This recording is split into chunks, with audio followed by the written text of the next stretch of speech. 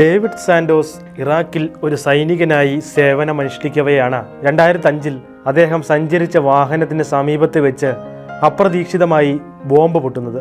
മരണത്തിൽ നിന്നും തലനാഴികയ്ക്കാണ് അദ്ദേഹം രക്ഷപ്പെട്ടത്. അന്നൊരു സൈനികനായിരുന്ന ഡേവിഡ് ഇന്നൊരു വൈദികനാണെന്ന് പറഞ്ഞാൽ വിശ്വസിക്കാൻ സാധിക്കുമോ? എന്നാൽ അതാണ് വാസ്തവം.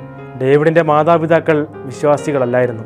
എന്തിനേറെ അവർ ദേവാലയത്തിൽ പോലും പോകാറില്ലായിരുന്നു. എന്നിട്ടും അദ്ദേഹം എങ്ങനെ വൈദികനായി എന്ന ചോദ്യം നമ്മളിൽ ഉടലെടുക്കാം. സൈനിക ജോലിയിലേക്ക് പ്രവേശിക്കുന്നതിന് മുൻപാണ് ഡേവിഡിന്റെ ഒരു സുഹൃത്ത് അവനെ ദേവാലയത്തിലേക്ക് കൊണ്ടുപോകുന്നത്. അവിടെ വെച്ച് അവൻ ദിവ്യബലിയിൽ പങ്കെടുത്തു.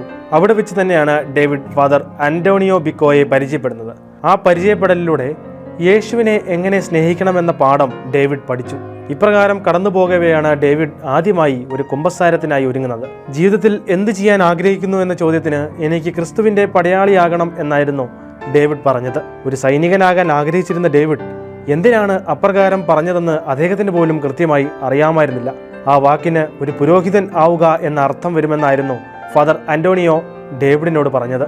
എന്നിരുന്നാലും ആ വൈദികന്റെ വാക്കുകൾ അദ്ദേഹത്തിന്റെ ഹൃദയത്തിൽ നിന്നും മാഞ്ഞിരുന്നില്ല. ഇവരുടെ ഒരു കുടുംബ സുഹൃത്ത് വഴി ഇരുവരും ഇറാഖ് മിലിറ്ററി ഫോഴ്സിൽ ചേർക്കപ്പെട്ടു.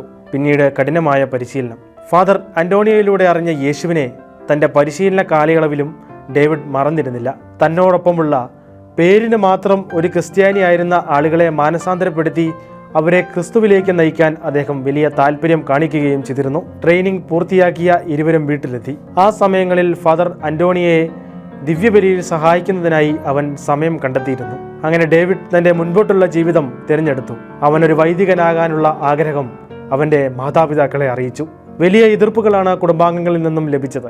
ലോകം പറയുന്നതിനേക്കാൾ ആ സമയങ്ങളിൽ ദൈവം പറയുന്നത് തന്നെ പ്രവർത്തിക്കാൻ അവൻ തീരുമാനമെടുത്തു. ആ ദൈവനിയോഗമനുസരിച്ച് ഡേവിഡ് സെമിനാരിയിൽ പ്രവേശിച്ചു. ഒടുവിൽ ഡേവിഡ് വൈദികനായി അഭിഷിക്തനായി. അദ്ദേഹത്തിന്റെ തീരുമാനത്തെ കുടുംബം പിന്തുണച്ചില്ലെങ്കിലും അവർ ഇന്ന് അതിൽ അഭിമാനിക്കുന്നുണ്ട്. ദൈവത്തിന്റെ പദ്ധതിയെക്കുറിച്ച് പറയുമ്പോൾ ഫാദർ ഡേവിഡിന് ഓർമ്മയിൽ വരുന്ന ഒരു അനുഭവമുണ്ട്. ദിവ്യബലി അർപ്പിക്കുന്ന കാസ തിരഞ്ഞെടുക്കുന്നതിനായി അദ്ദേഹം സെമിനാരിയിലേക്ക് പോയി. അതിൽ ഒരെണ്ണം അദ്ദേഹം തിരഞ്ഞെടുക്കുകയും ചെയ്തു. സാധാരണഗതിയിൽ കാസയിൽ ഓർമ്മയിൽ എന്നോ കൃതജ്ഞതയോടെ എന്നെല്ലാമാണ് ആലേഖനം ചെയ്യാറുള്ളത്. എന്നാൽ ഫാദർ ഡേവിഡ് തിരഞ്ഞെടുത്തതിൽ ആലേഖനം ചെയ്ത വാക്ക് കണ്ട് അദ്ദേഹം ഞെട്ടുകയാണ് ചെയ്തത്. അന്ന് താൻ വൈദികനോട് പറഞ്ഞ വാക്ക് ക്രിസ്തുവിന്റെ പടയാളി എന്നായിരുന്നു അതിൽ ആലേഖനം ചെയ്തത്. ദൈവത്തിന്റെ പദ്ധതി തിരിച്ചറിഞ്ഞ് അതനുസരിച്ച് ജീവിക്കുമ്പോൾ നമ്മുടെ ജീവിതം അനുഗ്രഹപ്രദമാവുക തന്നെ ചെയ്യുമെന്ന് ഫാദർ ഡേവിഡിന്റെ ജീവിതം നമ്മെ പഠിപ്പിക്കുന്നു.